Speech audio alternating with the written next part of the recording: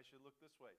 Hey, it's great that you're joining us, if you're joining us live stream or archived or however you're doing that online. It is Tuesday night. It's time for Second Look, and we have friends here, and we've got friends watching there, wherever there is. And we are going to continue in Revelation 6. We began there last week. And we're looking at different ways that John repurposes the Old Testament. Well, along the way, we have gotten a contact. I say we. Matthew monitors these things. I do not. I don't know how, and I probably don't have the patience.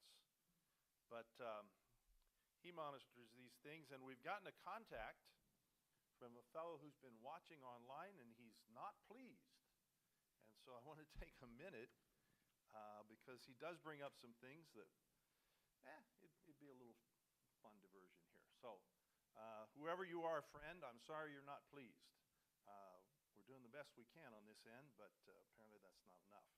But he writes us this. The apostles were not Protestants. They were not evangelicals. They were not Presbyterians or Lutherans, and they certainly would not even know what the Assemblies of God is. The God that is taught in the Assemblies of God Church, by the way, that's a misnomer. We are the Assemblies of God. You never put the word church on there, and I know that because I took a pastoral class and they drilled that into my head. It's Assemblies of God and Assembly of God, but you never say Assembly of God Church. Anyway, the God that is taught in an Assembly of God Church is not the same God taught in the Nicene Creed. Protestants and evangelicals have never read the Cappadocians who wrote the creed. Well, sort of. Which means that the people who wrote the Bible and put the canon together did not believe what is taught in the West today. Heretics can have good intentions. I guess I'm a heretic. All heretics use the Bible. Well, guilty so far.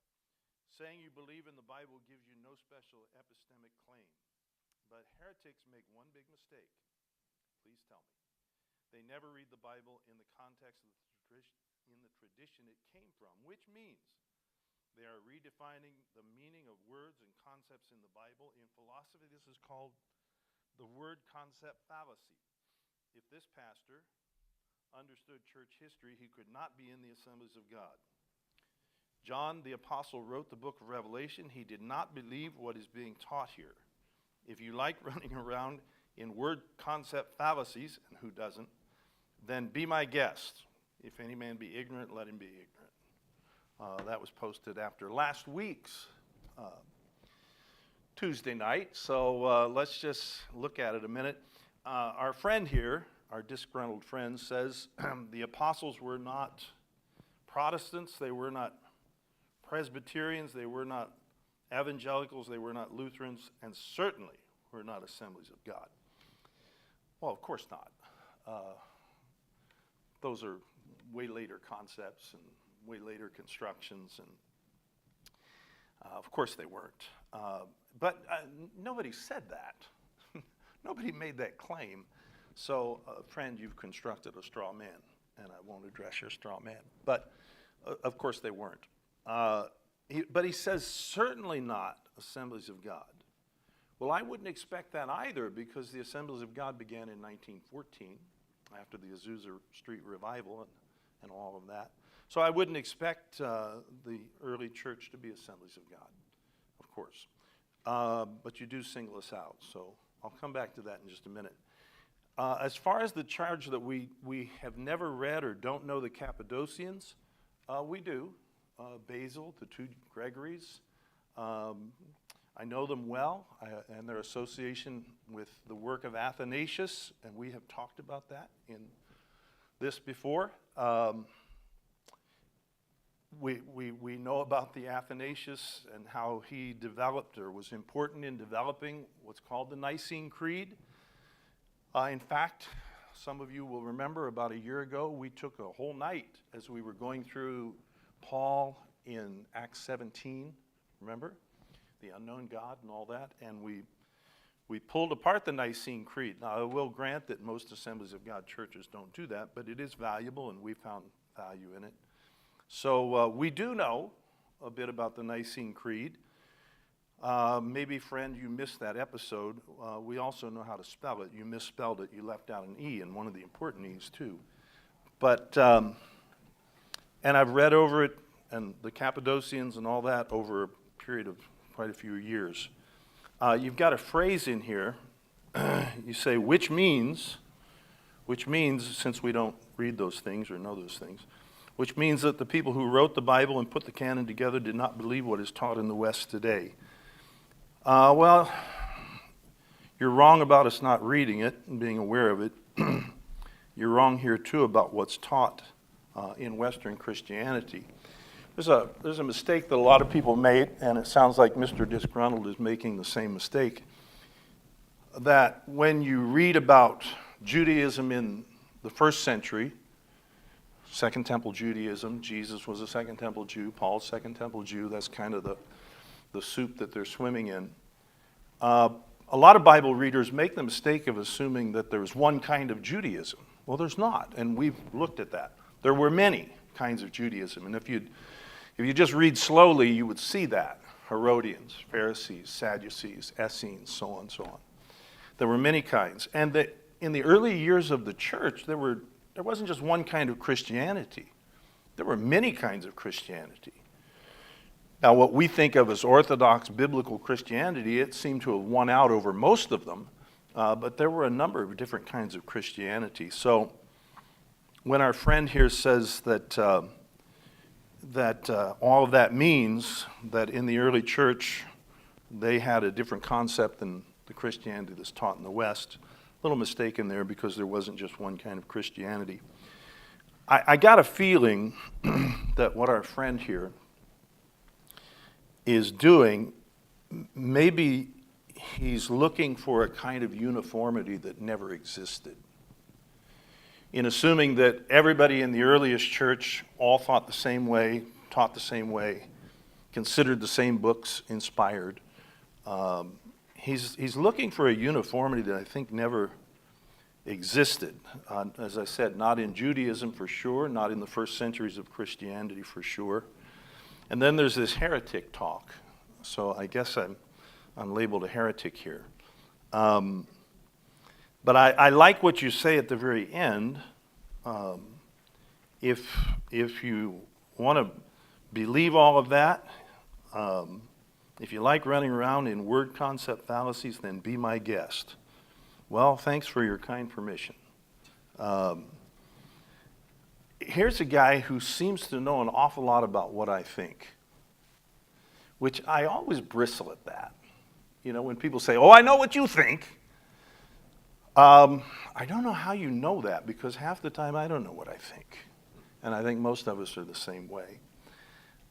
This guy seems to know stuff about me that my mom doesn't know. Just a word, though, and this is valuable. I've had a little fun with this guy, but just this is valuable. And maybe Mr. Disgruntled, this will help you. There are very few things that we're certain about. I've kind of discovered that. There are very few things in my life that are certainties.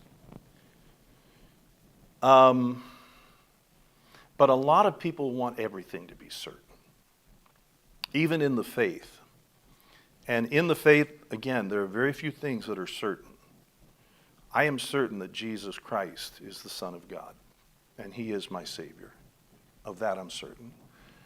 I am certain that the Holy Spirit lives in the believer, even imperfect believers, because that was one of the witnesses to me when I was filled with the Holy Spirit. I knew that did not come from me.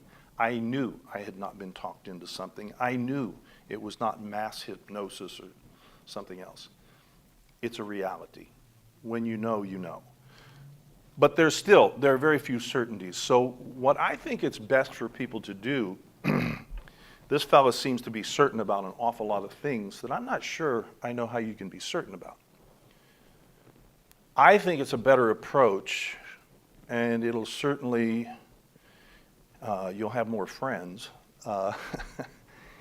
If you admit that there are very few things that you're certain about, but some things I'm persuaded.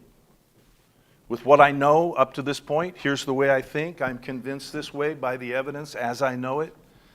And I'm persuaded. I think it's better to say, I have fewer certainties, but I have some persuasions. And again, that makes you just easier to get along with, too.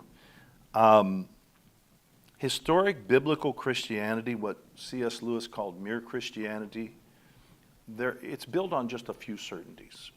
Now, what that does for us in a practical way is we don't have to be around everybody that thinks exactly the way we do, and we don't have to get disgruntled if we hear somebody say something that causes us to pause. And in fact, you can be a friend with that person. I am very good friends with the fellow who pastors the Reformed Church up here on the hill. Probably my closest pastor friend in town right now. We get together often. We got together again last week. And we talk and we have a good time. His theology is totally different than mine. And mine very different than his. In fact, there are some people in his movement, if they knew that we were together and talking the way we talk, they might be a little alarmed. And in his church, they still hold heresy trials. So anyway, in fact, we indulged them here a while back. They were doing a renovation up there, and it turned out beautiful, by the way. But they needed some space to hold a trial, an inquest into a guy that, in their movement, that they thought pastor was a heretic. So I volunteered our big room down here, and the group came in from across the country to hold this inquiry. And so before they got there, I thought, well, we'll be nice neighbors, and so there were some sodas there and some other stuff on ice. And I went down and I met all of them, and I said, hey, here's some snacks and stuff, and welcome to our place, and feel free, and we're glad to accommodate you. I didn't know how serious they were. I said, but I just got to tell you, fellas, that in the Assemblies of God, we frown on smoking, so if you're going to burn this guy, you have to do it somewhere else. You can't do it here. Didn't get any laughs for that one. But anyway, we're good friends, he and I. And that's the beautiful thing when everybody understands that historic biblical Christianity, those are a few certainties, and those are our commonalities. And I think sometimes about what St. Augustine is reported to have said. It may have been him, may not have been him. But he said something along the lines of, in the essentials, unity. In the non-essentials, diversity. But in all things, charity. You know? So we're glad you're watching. We're sorry you're not happy. But I'm not sure that you're as certain of all those things as you seem to think you are. I'll finish up with this. I remember years ago hearing this story from an older pastor friend who attended a seminar conference that was held a long time ago at a church in South Bend, Indiana. There was a great Baptist church there that was doing a pretty remarkable work. They were bringing in thousands of kids. This is years ago when churches weren't this big. But they had gone whole hog into buses. This is back when churches would send out buses. Well, this Baptist church, I don't know how big their fleet was, but it was really big. And they were sending buses as far as Chicago. They were in South Bend, but Elkhart, Gary, and they were bringing in just scads, mostly kids, on buses. Anyway, the pastor, his name was Jack Hiles, he was giving this talk, teaching on just kind of how we did it type thing, and a lot of church leaders were there to hear him. But this one guy got up, and he was very critical. And he took the floor, and he went on for a while about, you're fishing in other people's ponds, and you're doing this, and you're doing that wrong, and are you really discipling them, and blah, blah, blah, blah, blah, blah, blah. He was poking holes in what Hiles was doing and his church was doing. And Hiles listened to him respectfully, and then he simply said this. He said, brother, thank you for your response, but I like the way we're trying to reach souls better than the way you're not. So I don't know if that really applies to our friend here. Sorry you don't like it. Glad you've joined us. Hope you'll stick with us, but if you don't, we'll see you. So let's pick it up. We've got a study guide here. Let me get one so I have a rough idea of what we're doing. We've been looking at the ways John uses the Old Testament rather than look at this as an end-time revelation, as an end-time calendar. We've been looking at it this way, and it's been enlightening, it's been fun, but it takes time, because here we've been at it 11 or 12 weeks, and we're only in chapter 6 of Revelation, so you may want to turn there. We started last week with Revelation 6, 1 through 8, and we were introduced there to the 4 horsemen and the 4 horses. And we noticed that one of the things that happens is that this judgment on the nations, there's already been judgment, chapters 2 and 3, on the churches. That's what the phrase that Jesus will use for each of the churches. I have this against you. And then, here's where you're deficient. But if you shore up, become an overcomer, here's the promise to overcomers. In chapters 4 and 5, the church has shored up. And we see the church in the throne room scene, in the divine council scene. And in fact, it would seem that the redeemed are seated on thrones, co-rulership. We've already looked at this business of robes and thrones and scepters and swords and crowns, and it all points to co-rulership, which goes back to Daniel 7, where the Son of Man, the human one, who is divine because he's riding on a cloud, he receives an everlasting kingdom from the Ancient of Days. You have the visible Yahweh and the invisible Yahweh, the 2 powers. And then the Son of Man turns around and shares it with his holy ones, both divine and human. And that is what is being pictured in that Revelation 4 and 5. We are part of that throne room scene. We are part of that council scene. We are the redeemed, but present also, along with the human holy ones, are the divine holy ones, presence of the angels. But also the animal kingdom seems to be represented there with the living creatures. Anyway, that's all behind us now, and the judgment of the nations is beginning to unfold, because the judgment of the believers of the church, the redeemed, they passed the test. They're in heaven. They're present for that divine council scene. And it's a legal proceeding. It's a lawsuit covenant proceeding. And you get a legal document in this scroll that is sealed with 7 seals. No one can open it until the Lamb appears. And the slain Lamb is qualified to open the seals. So, with chapter 6, what do we get? We get the opening of the seals and the judgment on the nations, in part because of how they've treated the people of God. Persecution. It begins to unfold. And it begins to unfold with this picture of the 4 horsemen. Now, we won't go back and revisit all of that. But we get the opening of 1, 2, 3, 4 seals, and then the appearance of these 4 horsemen. The judgment begins. Now the question is, and we left off last week this, is what begins to unfold here with the opening of the 7 seals and the judgments now? Is it sequential? In other words, this will happen, then this will happen, then this will happen. Is that what we're getting? A sequential unfolding? Or are we getting an unfolding of all of this that's simultaneous? In other words, the war, the famine, the death, all of that, does it happen this way, and then this way, and then this way, and then this way, or does it all happen simultaneously? Okay? So that's where we left off. That's where we'll pick up.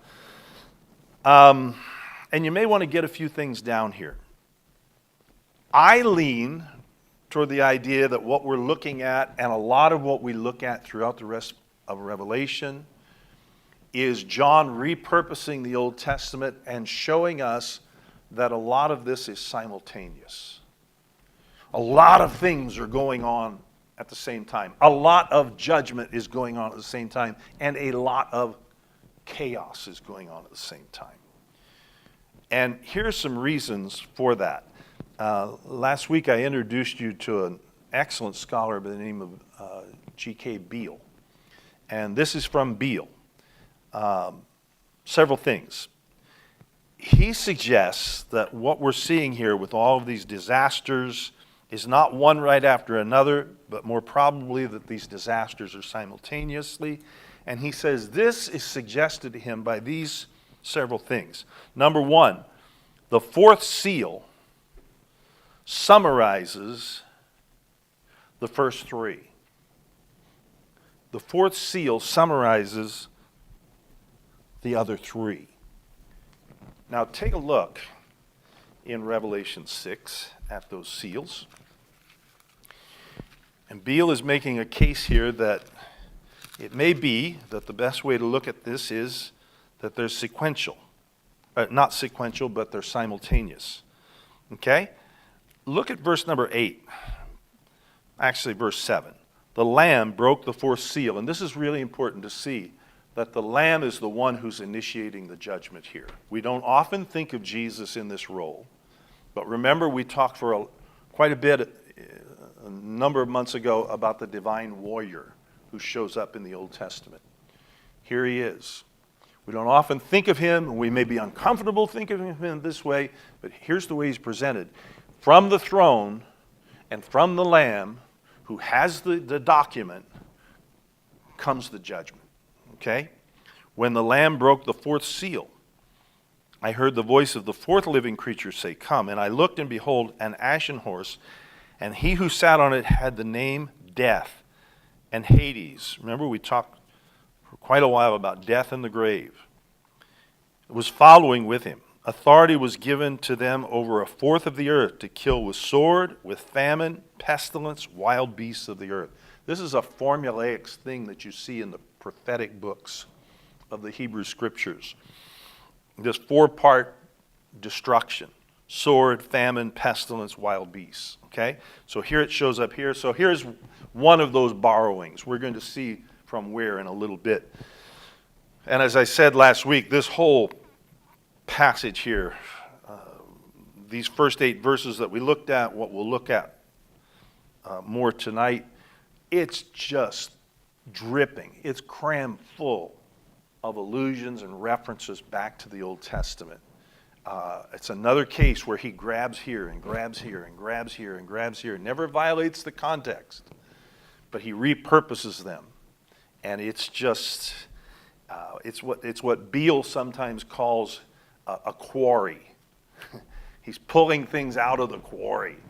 Michael Heiser, when he talks about this, he refers to it as John has thrown everything into the blender, right? And here's what we get out of it.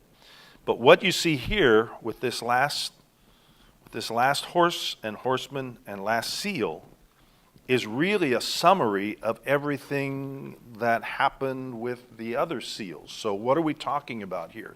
Well, we're talking about the possibility that what we're looking at is not sequential, and this flies in the face of some ways that people look at the book of Revelation as, again, a calendar.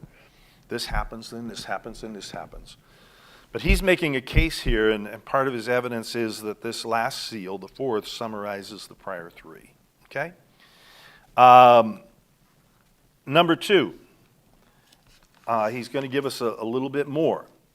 And from this, he comes from Ezekiel 14, Zechariah 7. So let's turn there. Somebody turn to Ezekiel 14.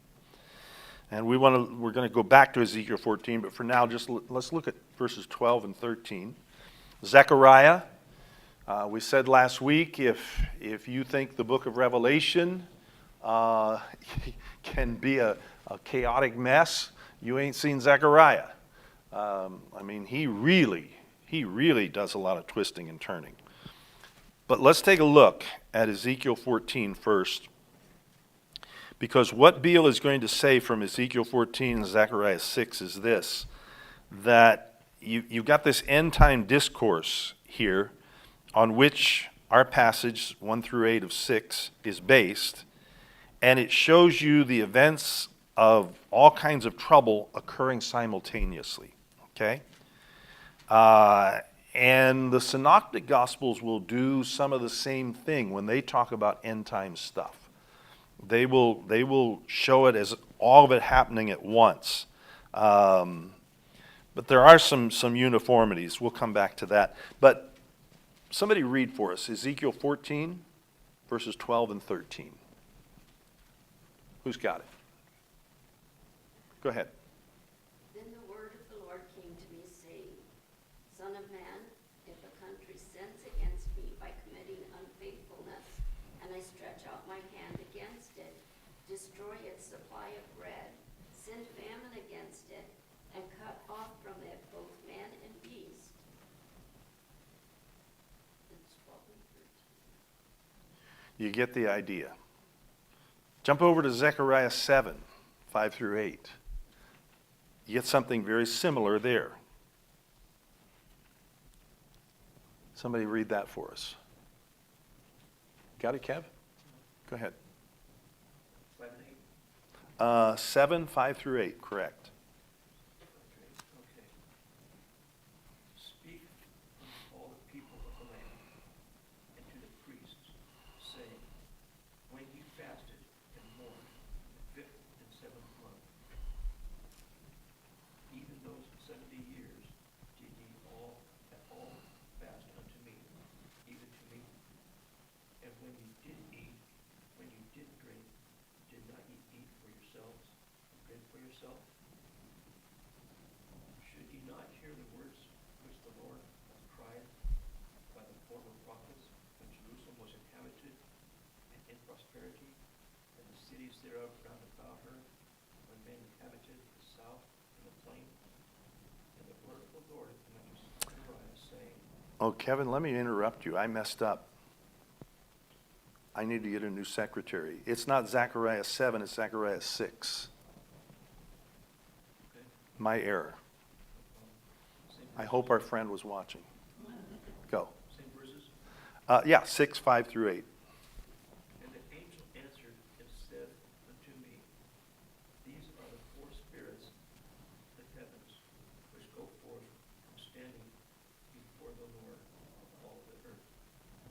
The black horses, which are therein, go forth unto the north country, and the white go forth after them, and the grizzled go unto forth toward the south country. And the bay went forth and sought to go, that they might walk to and fro through the earth. And he said, Get ye hence, walk to and fro through the earth. So they walked to and fro through the earth. Then cried he unto me, and spake unto me, saying, Behold, these that go toward the north country have quieted my spirit in the north country. We talked last week about how these forces are on patrol, looking, finding, and all that. So you get a little flavor there. But the point is that it's not hard to see that Revelation 6, 1 through 8, is based on what Ezekiel says in 14, what Zechariah says in 6. And it portrays events that occur simultaneously. When the first 3 Gospels, Matthew, Mark, and Luke, talk about some of these end-time issues, we call them eschatological issues, end-time issues, when everything is consummated. They do the same thing. They show how these things are happening, but they're happening simultaneously. Okay?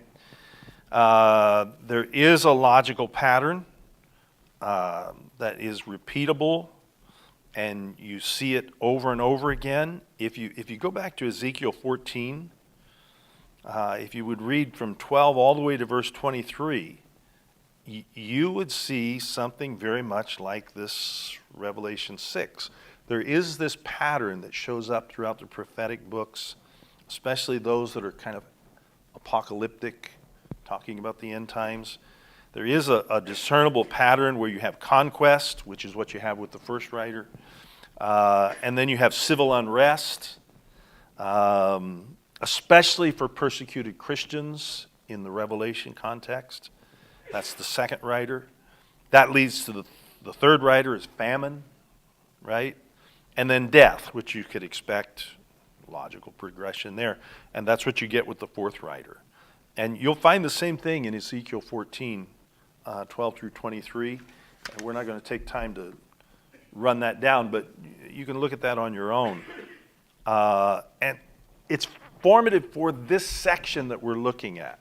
It's not hard to see what John is doing and why he's doing it. Okay? And it's interesting to see it that way. If you care to look, 14:21 of Ezekiel is explicitly quoted at the end of verse 8 in chapter 6 of Revelation, where he talks about that authority was given over a fourth of the earth to kill with sword, with famine, with pestilence, and wild beasts. And you get that same sequence in Revelation that he surely was picking up in 14:21 of Ezekiel. And it all results in death. So anyway, we're talking about this is it sequential? It's probably not terribly important, but it kind of is. And if we're looking at the text this way, it seems to suggest more the simultaneous than the sequential. And those trials that are listed specifically in Ezekiel 14, lack of bread, famine, wild beasts. If you go to verse 17, sword. Verse 19, death. The point of Ezekiel 14 is that all Israelites are going to suffer persecution because of idolatry. That's the context there. But there, as well as in Revelation, the purpose of the trials is twofold. One, to punish the nation, or in Revelation, nations, because of their sin, and part of their sin involved persecution of believers, how they treated believers. So the purpose of all that's going to happen, the unfolding of these judgments, what you see in Ezekiel, but also what you see in Revelation, that he's repurposing. The purpose of the trials is firstly to punish the nation or nations because of its sin. But also, at the same time, talking about simultaneously, but also to purify the remnant by testing their faith. So the things that are judgments to the nations we're going to see in Revelation will also test and purify the saints, you see, by testing their faith that they will be purified. Now you notice that the scroll that the Lamb is opening, and we spent a little time last week talking about what exactly did John see, but however the Lamb is opening it, you notice that the scroll has 7 seals, probably something like a gob of wax here and here and here and here and here, maybe with a signet ring imprint or something. That's the way a legal document would have been sent. So he's opening these 7 seals one at a time. Now just think of a scroll. I should have made a scroll. But think of a scroll sealed 7 times. Okay? If you open the first 4, can you read the scroll yet? No. But as these 4 are open, you're seeing the 4 horsemen. Okay? You open one seal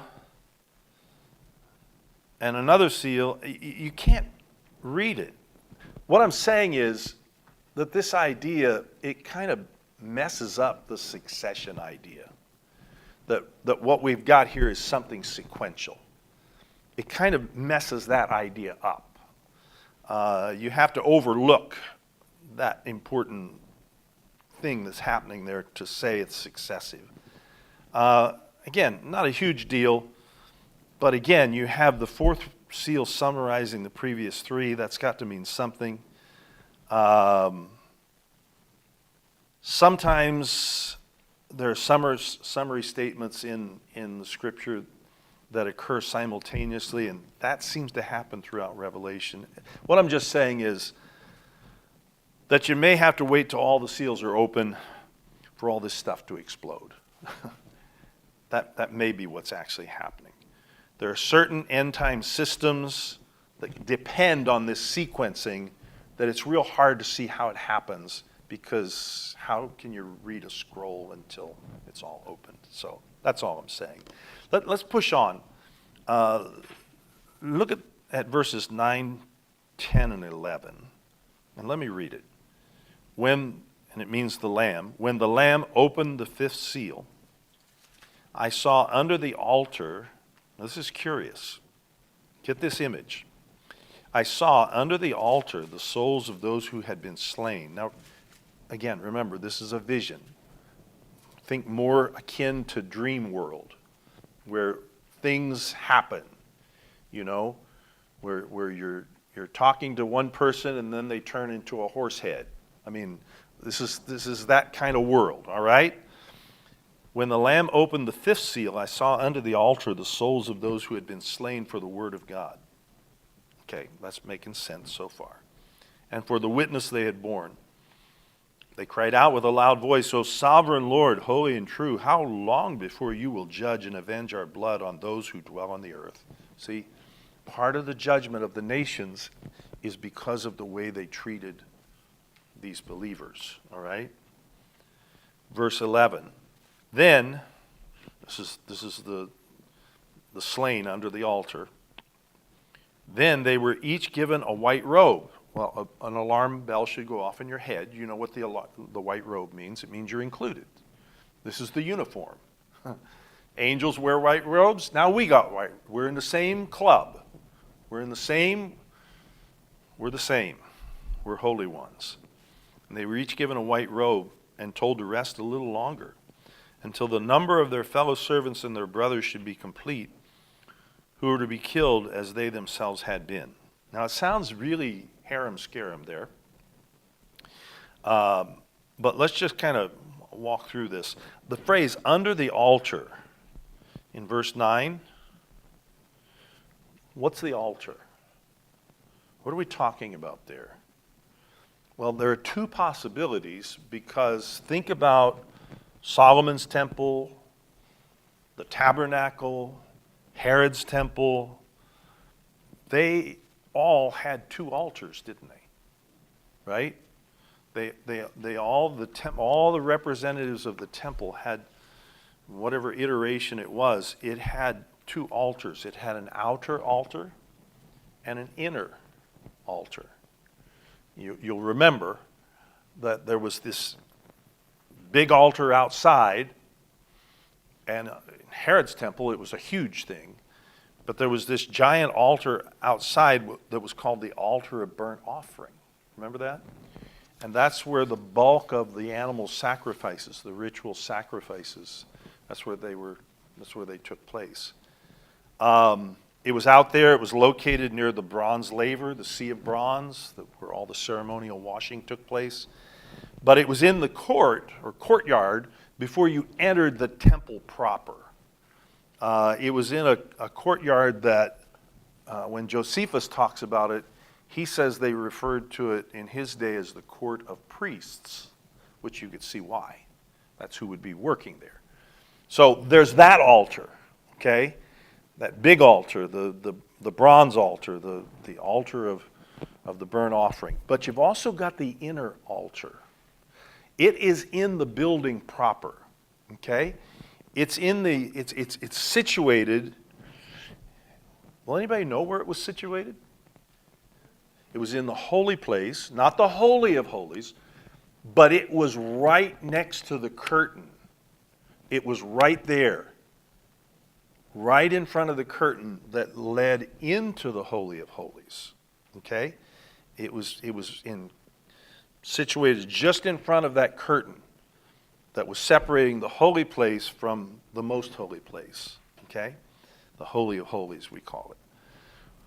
So again, you've actually got two altars. So when he talks about these souls are under the altar, which altar are we talking about? Now, the mention of altar here, it kind of evokes the idea when you see those that are slain. It says they were slain, okay? They were martyred. They were murdered. And that slain reference kind of evokes the sacrificial nature of their suffering, right? It's intended. Again, John is pulling this stuff, and what's he trying to do? He's trying to tell us something. And he's trying to tell us something here by the way he pairs this altar, okay, under the altar, with the slain souls. Well, it's the sacrificial nature of what they suffered. They didn't suffer capriciously. They didn't suffer for their own dumb actions. They didn't deserve it. They were innocent. They were sacrificial, okay? The nature of their suffering was sacrificial. Sacrificial to the Lord, okay? I don't think this altar is the brazen altar of sacrifice. Although sacrificial blood, you know how it went. It flowed over that altar. And at the base, they poured it at the base of that altar. But in 6:10, it says the sacrifice saints, and that's the way we should think of them. They're sacrifice saints. They are under the altar, these sacrificed holy ones. And the blood that's, when Leviticus talks about the blood that's sprinkled on this altar, it's said to have a soul. The life is in the blood. The soul is in the blood. Anyway, that's all balled up in this, and that's what John is trying to get us to look at here, notice. I think the better way to identify this altar that these slain souls are under is the golden altar of incense, which again stood right next to the Holy of Holies. Now that positioning is important. And there was one day, it was the sacrificial Day of Atonement once a year, when you did put some blood on the golden altar of incense that was in proximity to the Holy of Holies, okay? You did that one day a year, Day of Atonement. And then you burned incense on it. The saints, and this is kind of strange, but it's very dreamlike, are very oddly, they're under the altar instead of on it. You notice that?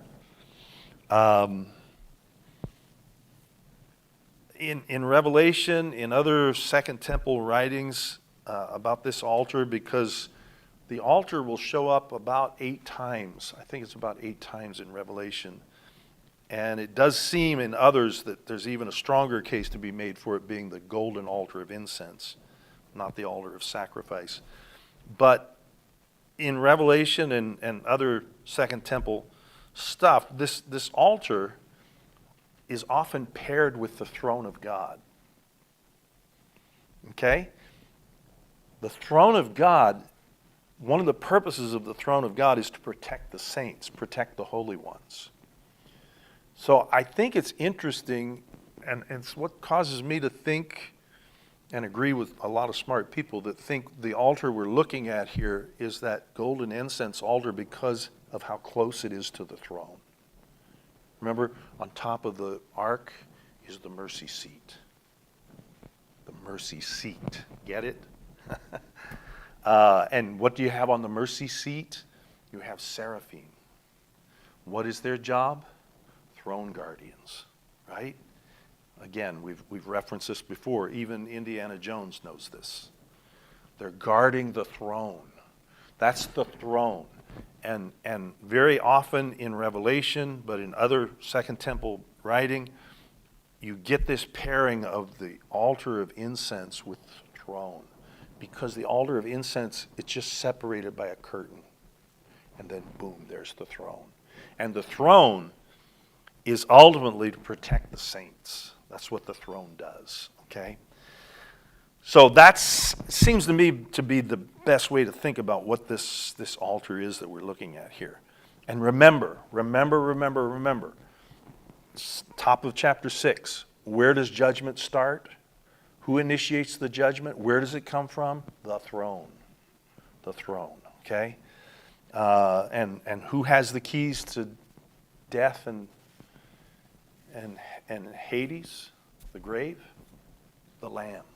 The Lamb has the keys, okay? Which we've been told earlier in Revelation. Anyway, I think we're looking at the altar of incense here that these souls, slain souls, are under because of its closeness to the throne, right behind the veil.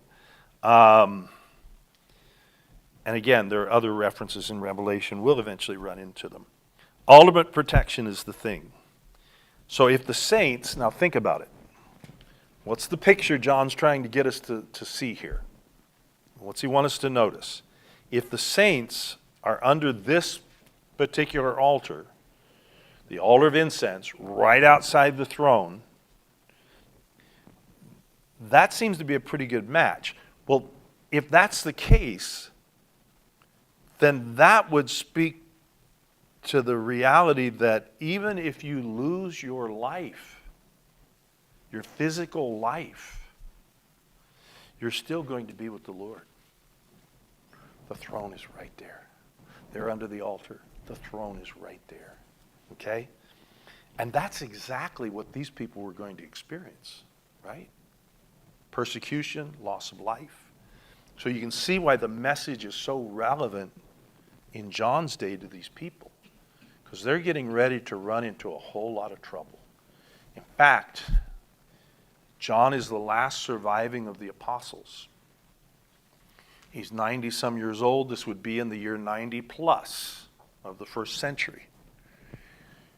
The emperor during that time was a guy named Domitian, who unleashed a horrible and systematic persecution of Christians, of believers, Jesus followers. Because Rome was beginning to realize and had withdrawn the protection that was extended to Judaism. Judaism was protected. It was the one protected religion that did not have to once a year go to the emperor's statue and throw a pinch of salt. That's how you worshipped him. It wasn't a big deal. It was a loyalty cult, but you had to do it unless you were a Jew. Then you didn't have to. Rome had conceded. They'd said, these people are too hard to deal with. Okay, you're accepted. Well, along comes Christianity, and it slides into, it's a kind of Judaism, really, when you think about it.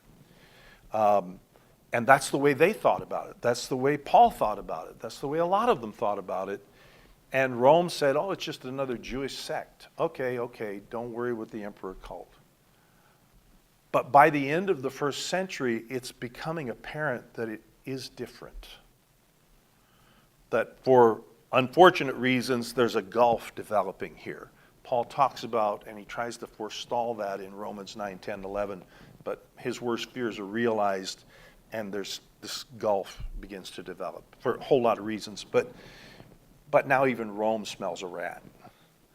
And that's why Domitian unleashes a persecution, because they're not covered anymore. And Paul is it's the one unanswered question that Paul deals with, and he never really comes up with a solution. And I think we'll probably start to wrap up with this. And it's this. He's founding these communities of Jesus followers all over the Roman world, right? He and others, but primarily he takes it out of the backwater of the Middle East and begins to move across Asia Minor, the Roman province of Little Asia, Asia Minor. Not Big Asia, that's India and Pakistan and all that. This is Little Asia. It's a Roman province. And then what's he do? He takes it to Europe. Remember the Macedonian call, come over and help us. And they get on a boat and they take, for the first time, the gospel goes to Europe. You can read the book of Acts with its concentric circles, Jerusalem, Judea, Samaria, the ends of the earth. And you do get a flavor in the book of Acts that the goal is Rome. Now, Paul indicates in one of his letters, I really want to go to Tarshish, Spain. Did he get there? We don't know. It depends on whether or not you think he was imprisoned in the book of Acts and got out again and then was re-imprisoned. Maybe he got to Spain. We don't know. But Rome is the goal. And the book of Acts ends with Paul saying, and so we came to Rome, right? And he's imprisoned there. And so the gospel goes from the Middle East, it gets to Rome. Paul is going all over the Roman world and others. And it will eventually be in North Africa, which was Roman. It will be in modern-day France, up in Germany. It will even, in a few short years, reach all the way to Britain, England, Ireland. It will stretch all the way to India within the lives of the apostles. So it moves along a pretty good clip. But he's founding, and others are founding, all these Jesus communities.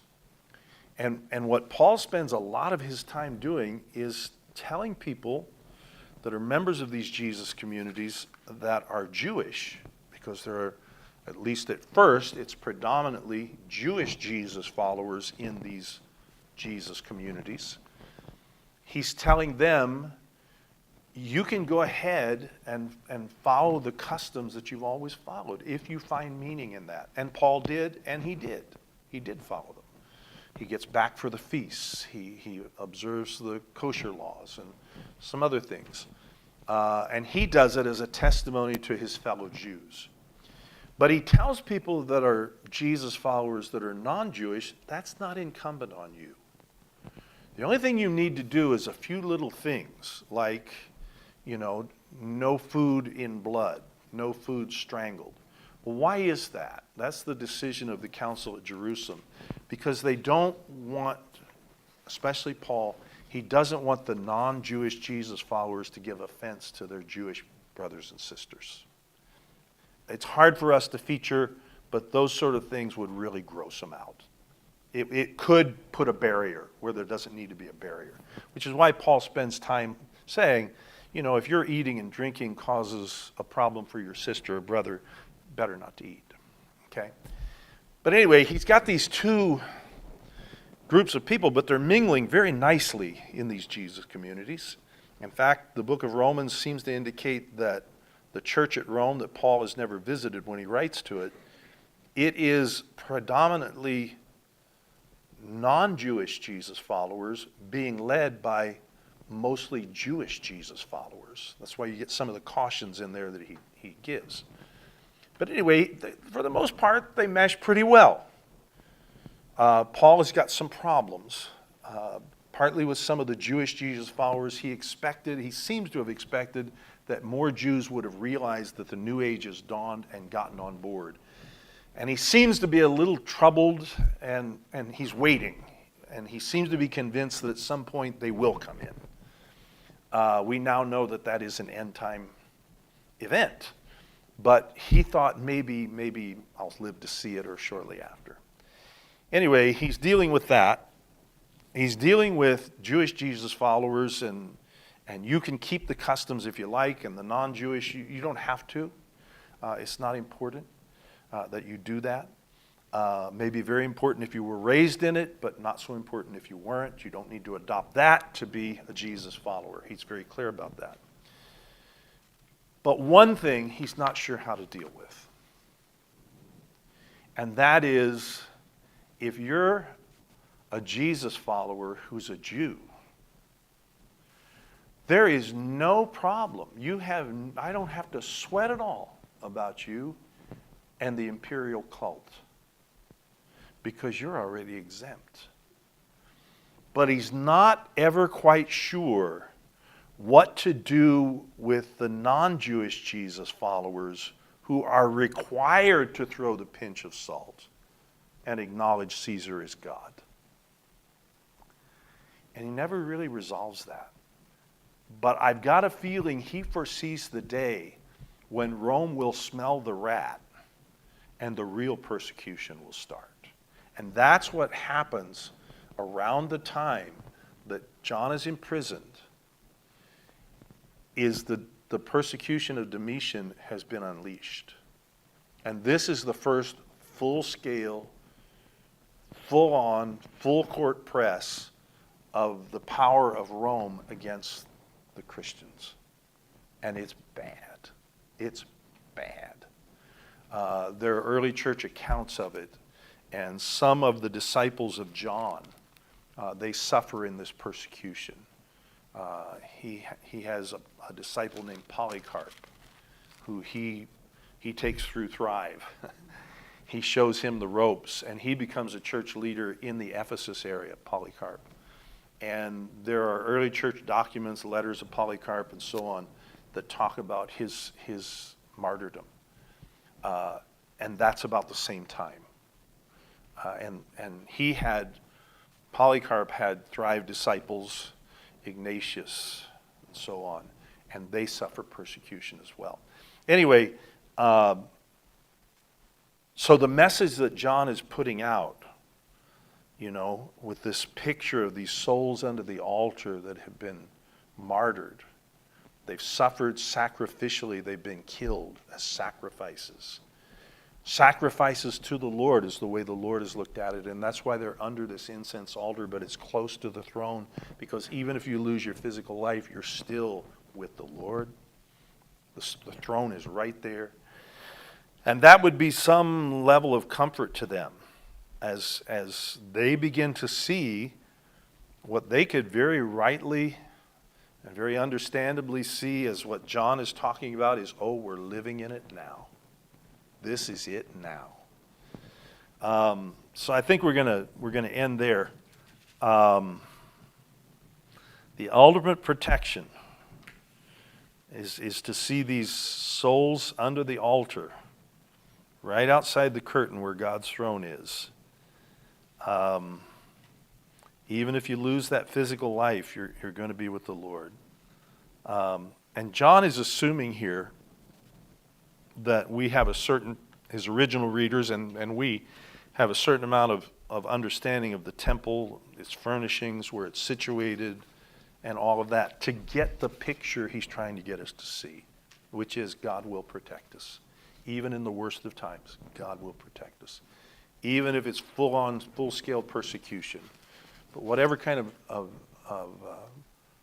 hardship you suffer, don't forget, you're right next to the throne.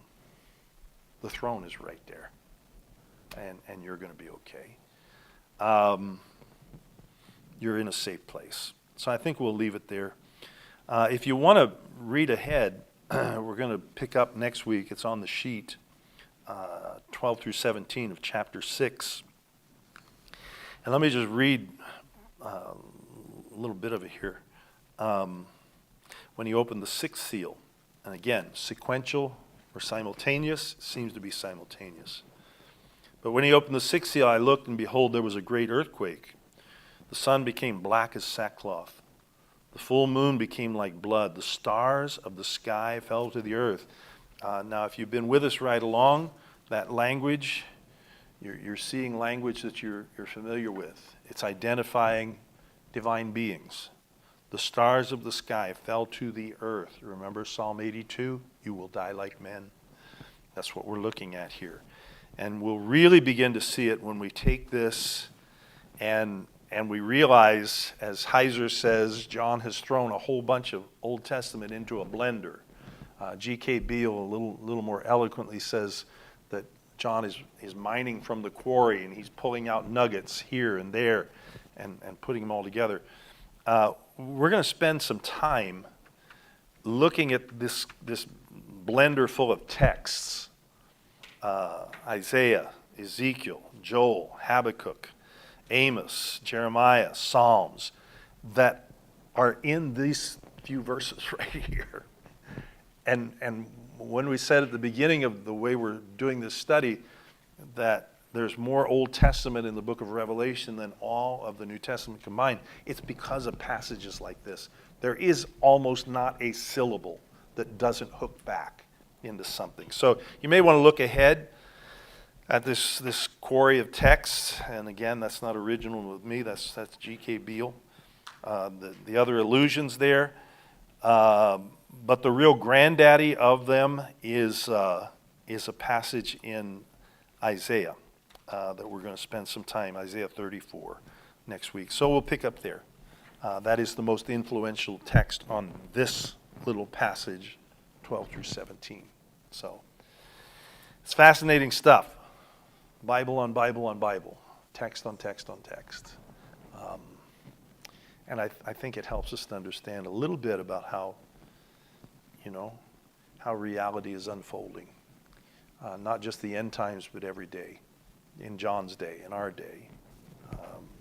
God's got a plan. We're close to the throne. Amen. We're not far from the throne.